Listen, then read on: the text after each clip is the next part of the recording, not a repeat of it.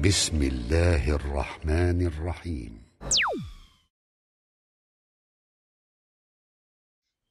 La mort, lorsqu'elle vient, tu ne t'y attends pas. La mort, lorsqu'elle vient, elle arrête tous tes plaisirs de cette dunya.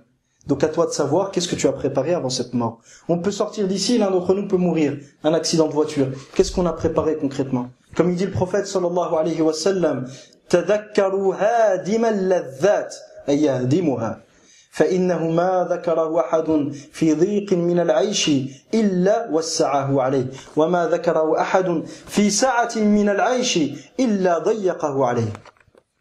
Le prophète sallallahu alayhi wa sallam il dit, rappelez-vous très très souvent de la mort. Rappelez-vous très très souvent de celui qui mettra terme à vos jouissances, qui arrêtera tous vos plaisirs. Quand la mort elle vient, les plaisirs de ce bas monde ils disparaissent et commence soit un voyage vers un bonheur éternel ou un voyage vers un malheur éternel, qu'Allah nous en préserve. Rappelez-vous souvent de celui qui mettra terme à vos jouissances. Pourquoi?